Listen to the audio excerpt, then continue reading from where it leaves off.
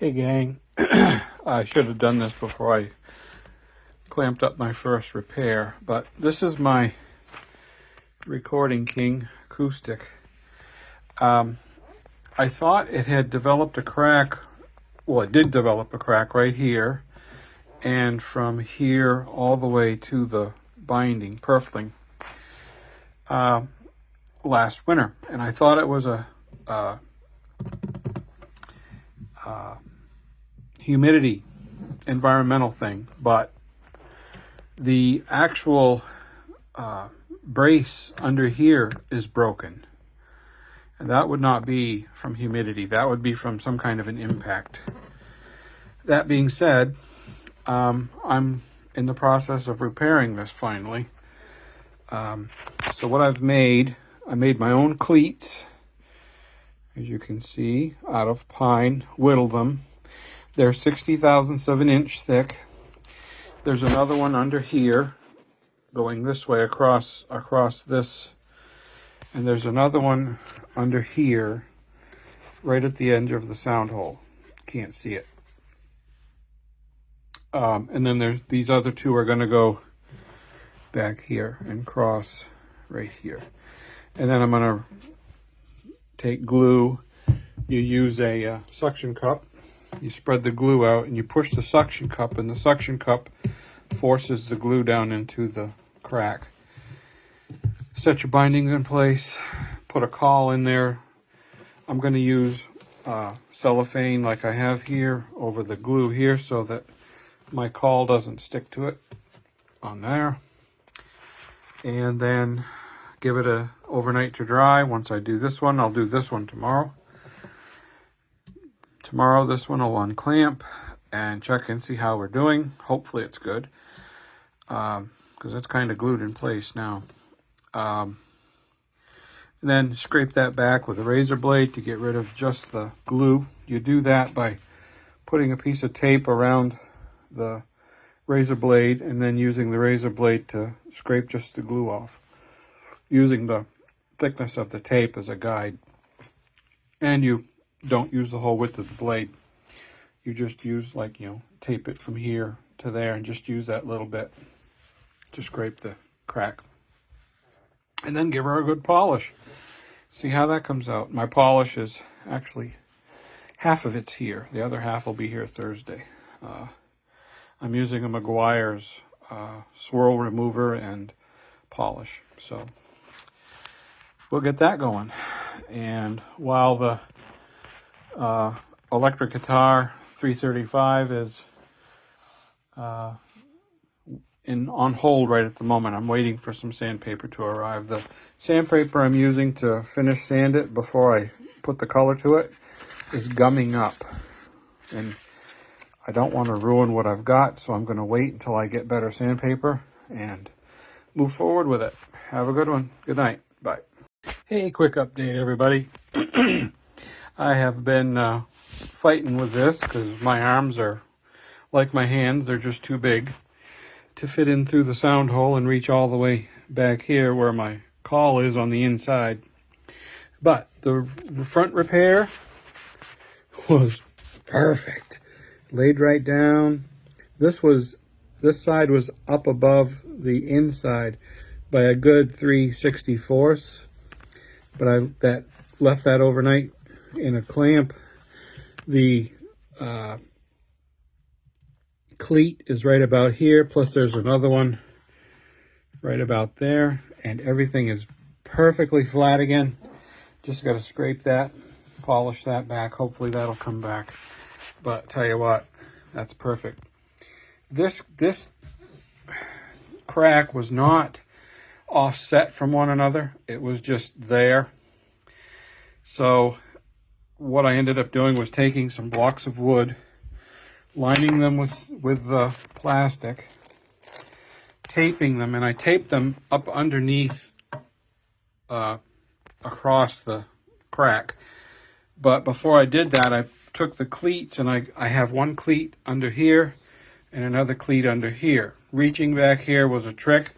I taped the cleat to this long screwdriver and pushed it up and rolled the screwdriver off and left the cleat glued across the crack, you can see where I taped both sides of the crack so I could keep my glue contained.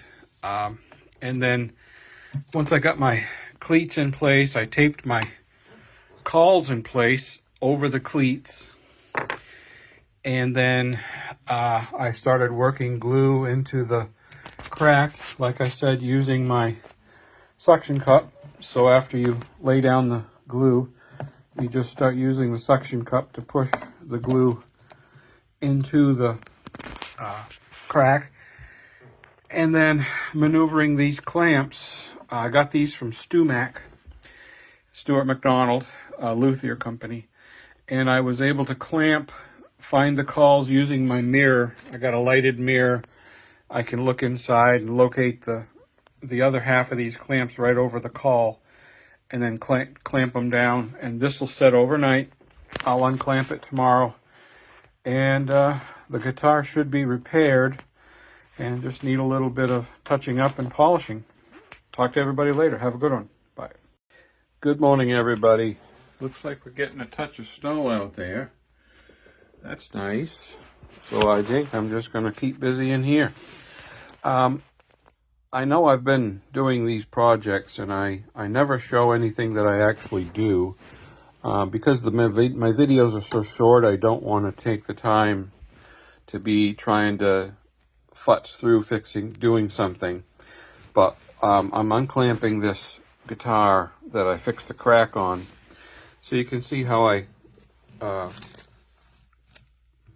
I surrounded this crack so that I would make my cleanup easier.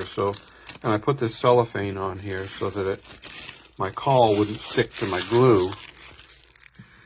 So we are going to peel the tape off and see where we're at.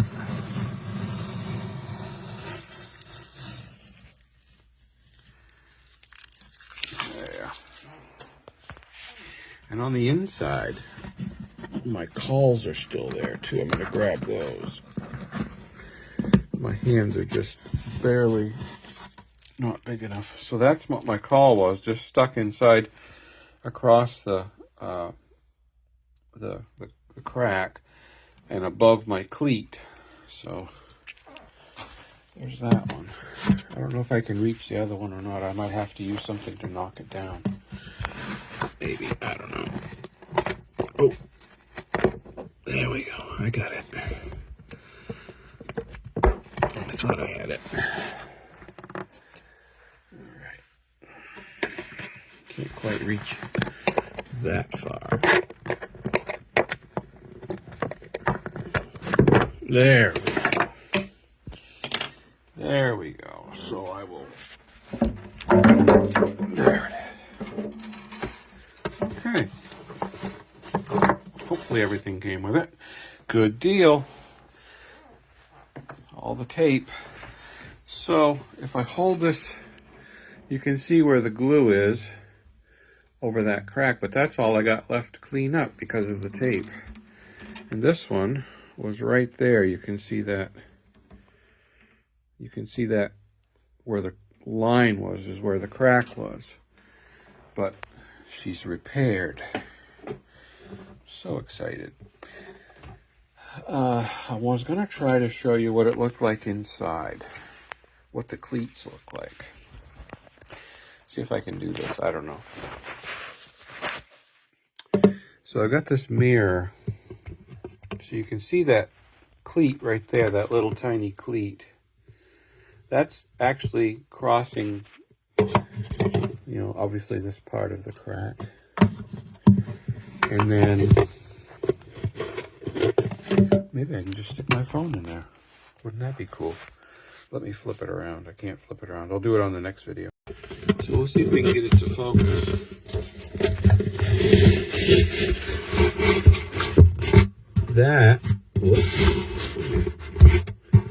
That is my cleat. Right there.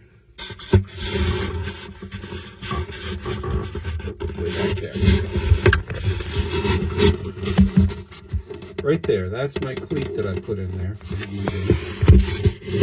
On this end, that's strings. I don't know if you can squeeze it while I'm holding this or not, but I'm gonna run this back. Now I gotta get my phone out of the sound hole. There we go. And you don't want to look at this face this morning, but that's what they look like inside the guitar. Can't wait. Get it strung back up and start playing. Have a good one, guys. Bye. All right, here we are. We're back. We're going to do some scraping. I just took a regular sheetrock knife and put tape on either side. The exposed part of the blade is wide enough to straddle the repair. And all we're going to do is scrape till we don't hear any more scraping.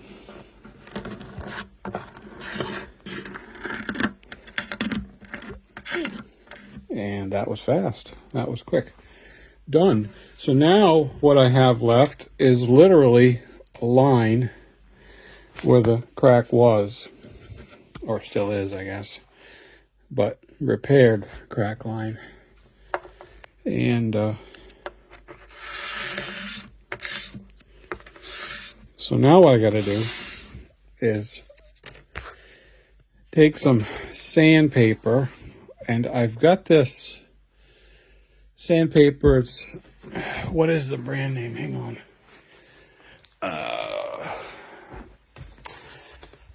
Cut right here.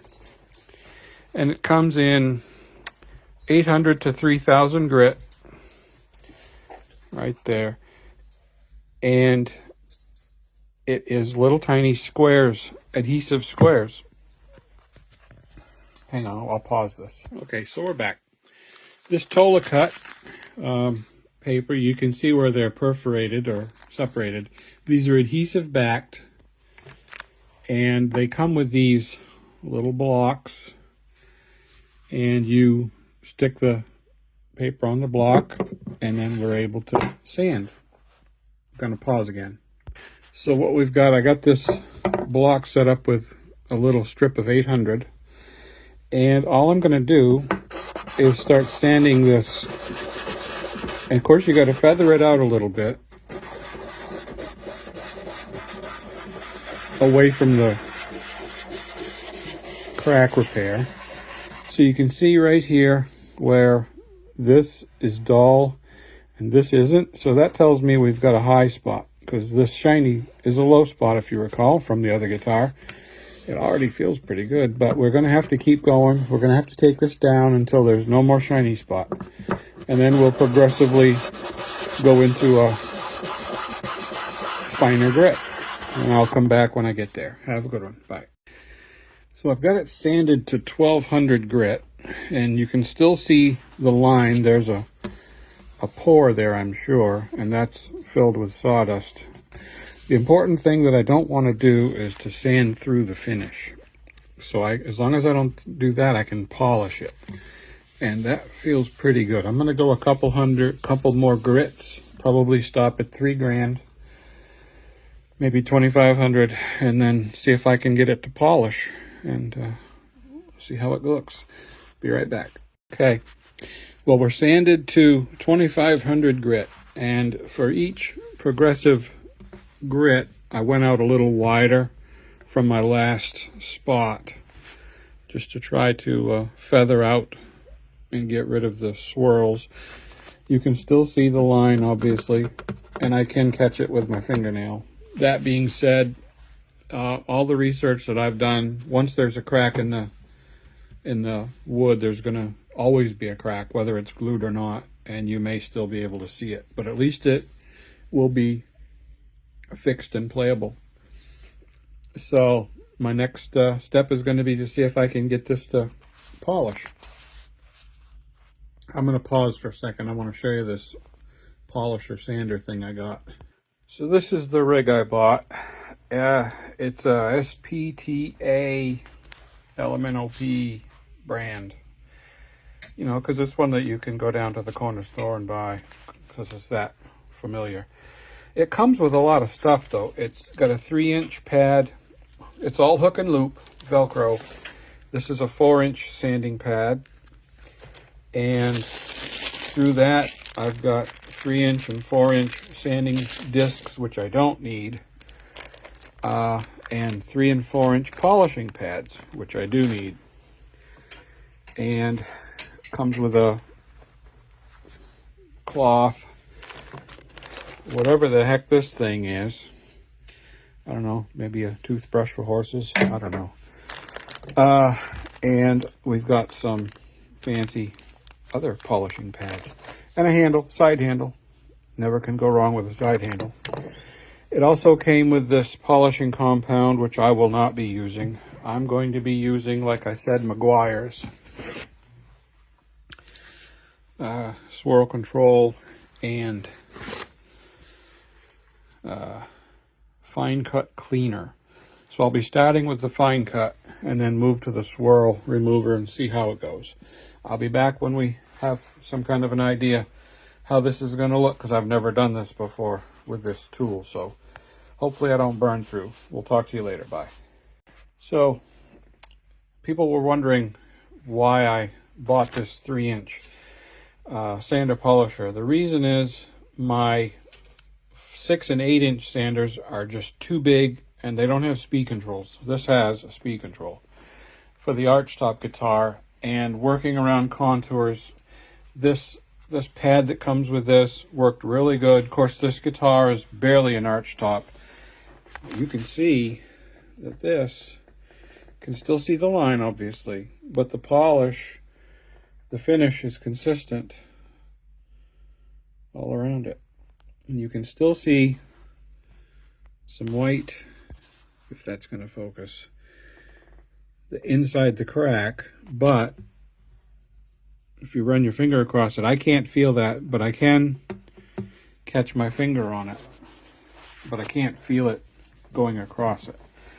So all that's left is to fix this spot here and restring. And I did want to take this time to tell everybody that's viewed these videos and responded that I appreciate you guys taking your time out of your days to watch me, because I'm sure that there's better things you could be doing than watching me. I appreciate it. Don't take it for granted. Everybody have a great day. Bye-bye.